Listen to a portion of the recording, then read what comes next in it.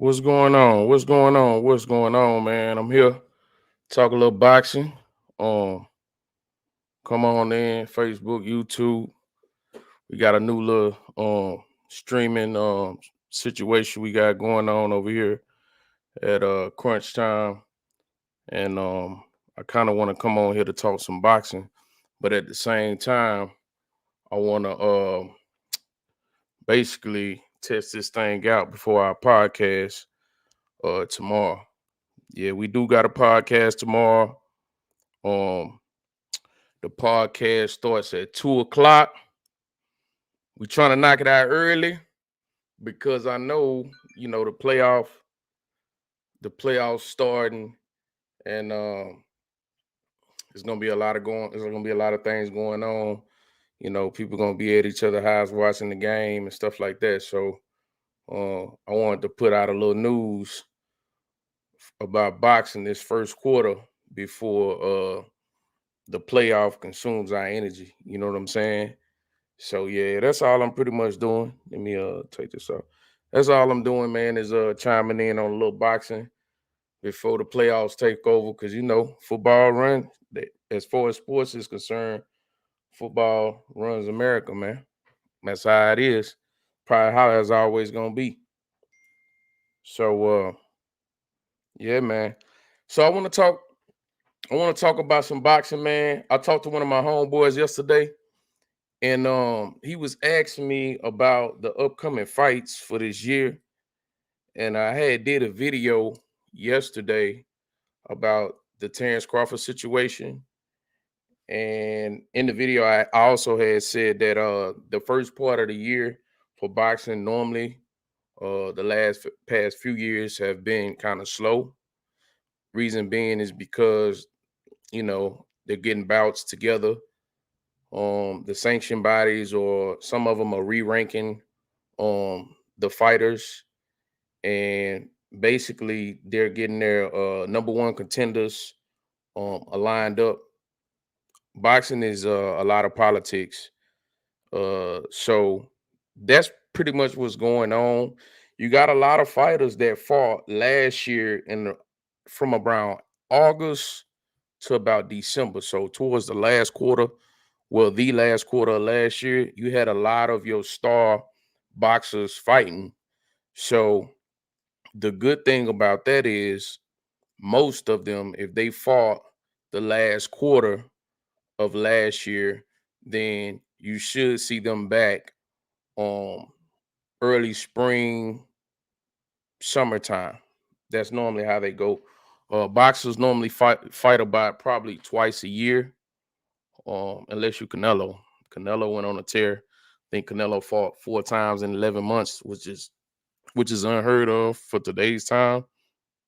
The wear and tear on the body, being a boxer and them training camps and cutting weight and stuff like that.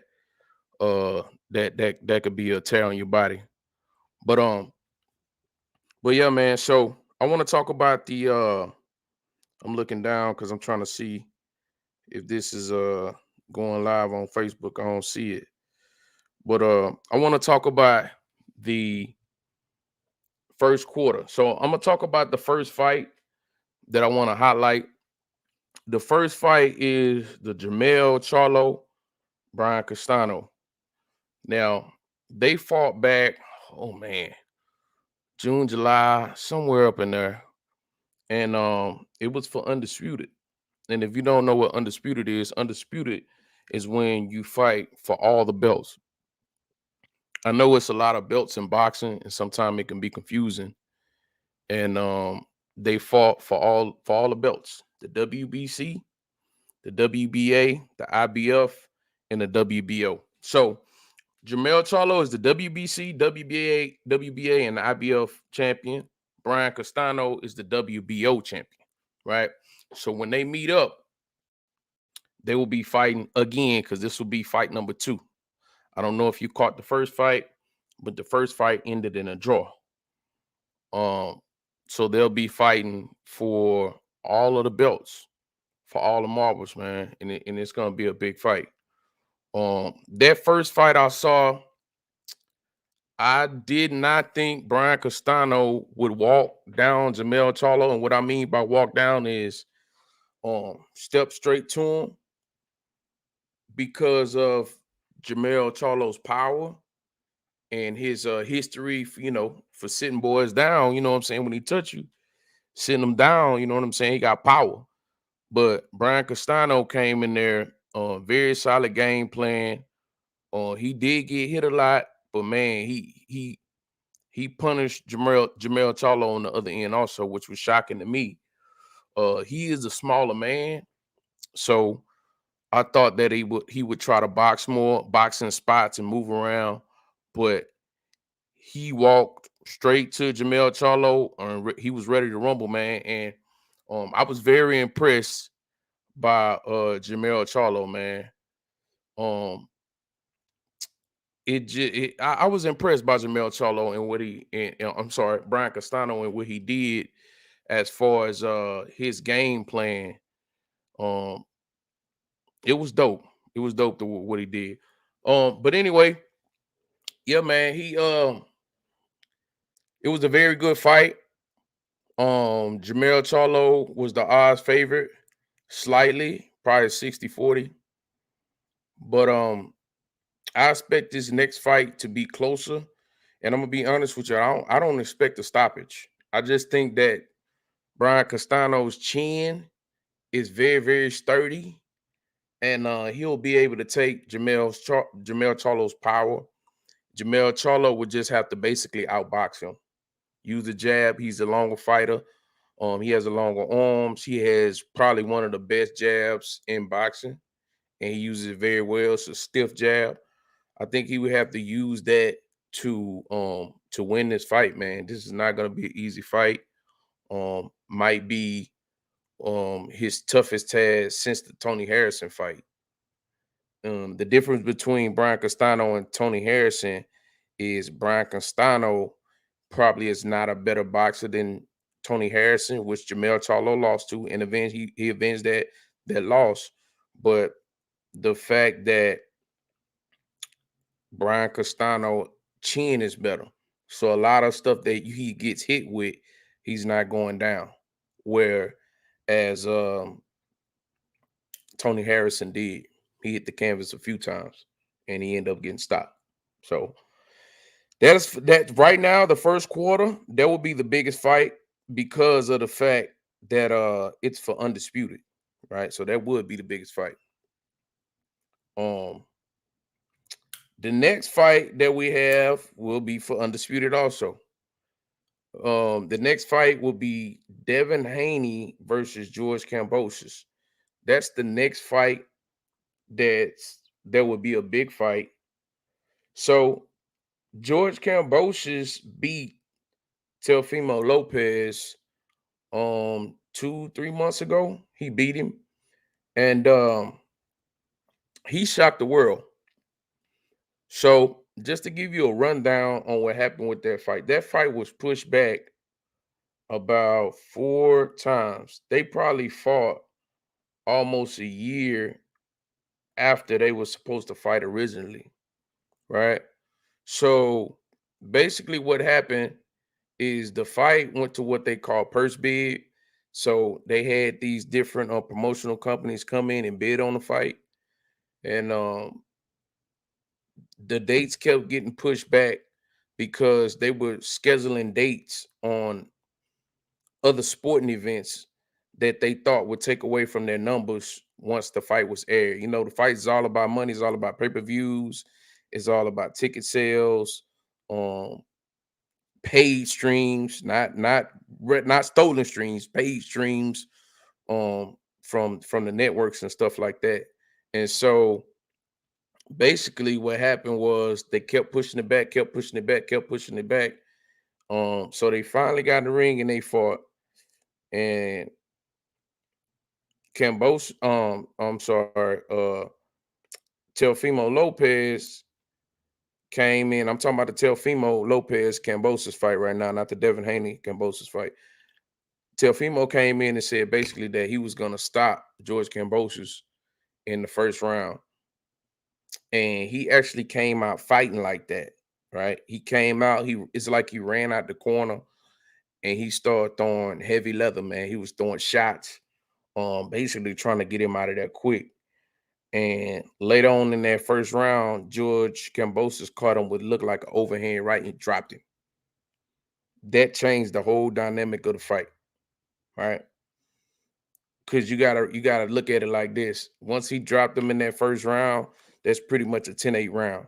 So you starting in the hole big time with a 10-8 round. Now you can come back. It's the first round, but he was just outboxed me. He was outworked. George Kambosos looked like he was in better shape. Um, he could take Teofimo Lopez's power, and then once Teofimo uh figured that he couldn't drop George Kambosos or get him out of there with the shots, it seemed like he didn't have a backup game plan. And his dad, Teofimo Lopez Sr. was basically telling Teofimo when he was coming back after every round, in between rounds, telling him that he was winning the fight. And man, all the scorecards had him down on the cards. And to make a long story short, he ended up losing the fight. They had a lot of excuses on why he lost, but George Kambosos took the WBA, the IBF, and the WBO strap from him, which made that, in my opinion, the biggest upset of 2021 by far, in my opinion. Nobody had George Kambosos winning that fight. As a matter of fact, they had George Kambosos getting stopped. The odds were big in Teofimo's favor. So now let's talk about the Devin. I had to give you a background, you know what I'm saying, on George Kambosos. Now let's talk about Devin Haney. Devin Haney is the WBC champion. So he's been running through opponents, man. Devin Haney, I don't know if you know, he has that Floyd Mayweather Zab Judah type of style. He's real shifty in the ring. He hits, don't really get hit. He maneuvers around the ring well. He jabs. He's highly, in my opinion, he has to be like top 2, 3. I don't know how you want to mix him up.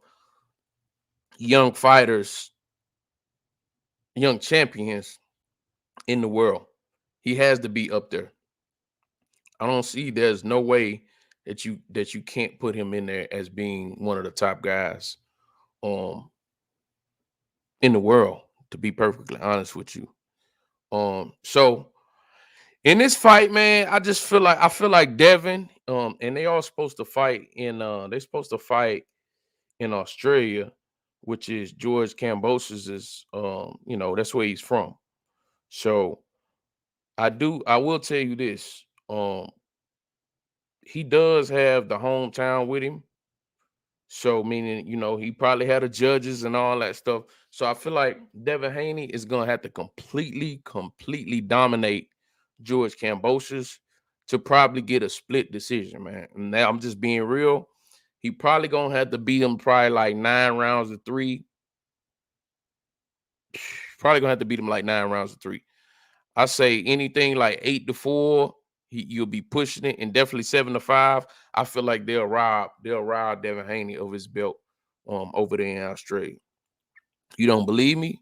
Um, ask Manny Pacquiao. You know what I'm saying? He went over there and fought and got robbed. So, um, yeah, man. So that's what I feel about that fight, man. Now we have my favorite fighter, Errol Spence Jr. Man. He coming back and he fighting Yordenis Ugas, man. So Earl has been through a lot of stuff these last few years. Um, he had a car wreck. I want to say, what was that? 2019. He had a bad car wreck. He was driving and he flipped his Ferrari, and man, the man could have died, knocked some of his teeth out. He was in the hospital for a while. They was contemplating him not uh being able to box again physically. You know what I'm saying? So um, he came back after that. He fought Danny Garcia in a comeback fight. And if you know who Danny Garcia is a two division champion, man. Danny Garcia is a very, very skilled fighter out of Philadelphia. He washed Danny Garcia, washed him straight off. He had the red, came back. That was his first fight back. He totally washed Danny Garcia, probably beat him 10 rounds or two.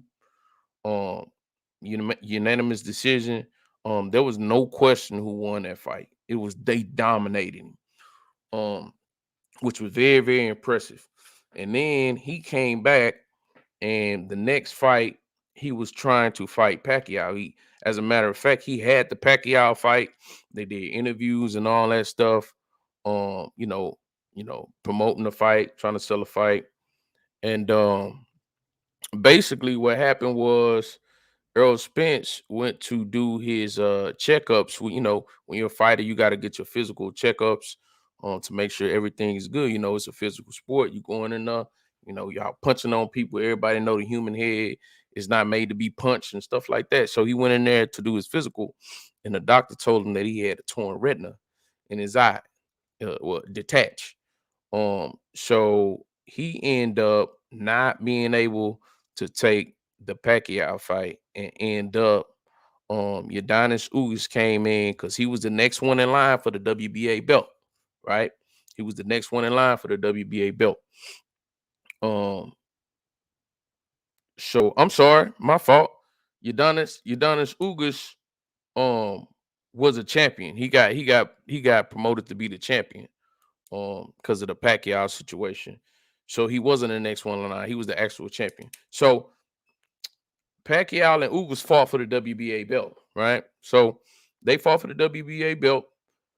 Ugas washed Pacquiao, washed him, destroyed him, in my opinion. And I feel like he could have stopped Pacquiao.